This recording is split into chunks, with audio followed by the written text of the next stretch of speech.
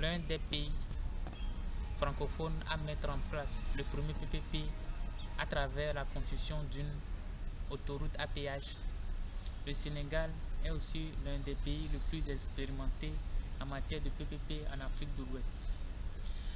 Notons qu'un PPP est un partenariat public-privé qui est un accord contractuel entre un partenaire privé et un partenaire public et qui consiste aussi en un accord dans lequel l'opérateur s'engage à investir et à gérer un service public pour un certain temps selon la durée du contrat. Le recours au PPP permet à l'État d'avoir accès à plus de liquidités grâce au secteur privé, donc résout d'une part le volet financier et en plus l'industrie pharmaceutique est très coûteuse. Ce projet permettra de desservir les pharmacies du Sénégal, de toute la région, surtout dans les pays francophones de l'Afrique de l'Ouest. Ce projet PPP permettra à un grand nombre de pays d'être indépendants vis-à-vis des industries pharmaceutiques européennes et il permettra aussi le transfert de connaissances et de technologies extérieures vers le Sénégal par la création d'un centre de recherche labellisé. Comme caractéristique qui pourrait attirer le secteur privé au projet, il s'agit de la viabilité du projet, car c'est un marché porteur qui va générer des revenus futurs.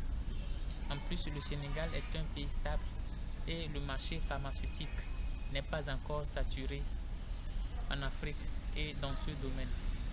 Notons qu'il y a moins de risques dans ce domaine car la demande sera toujours forte.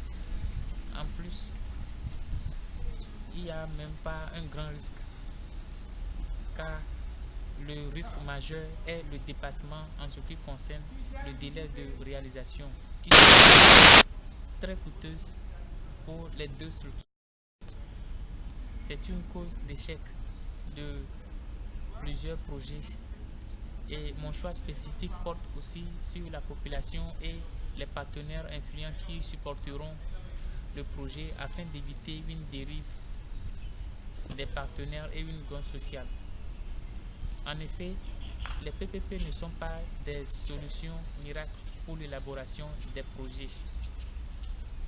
Il faut que les contrats soient bien conclus et qu'ils soient clairs afin qu'il y ait un partage équitable des risques afin de situer les responsabilités.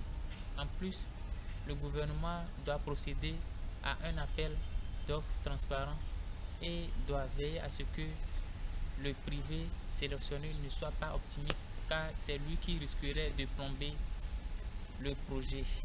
Dans ce type de projet, l'appui des partenaires influents est très important car il s'agit d'un projet de grande envergure et cet appui conditionne aussi la réussite d'un contrat de partenariat public et privé. Et chaque partenaire ne doit pas perdre de vue que le projet doit conduire à des gains d'efficience réels.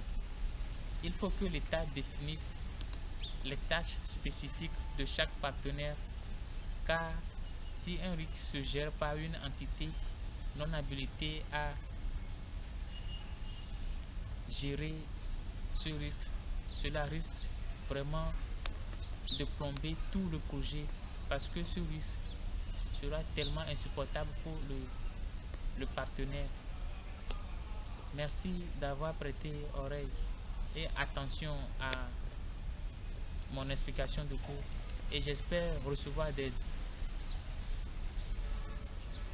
feedbacks vis-à-vis au vu et au su de mon travail, au su de la présentation de la part de la direction de Coursera, des auditeurs et de ses membres. Je vous remercie.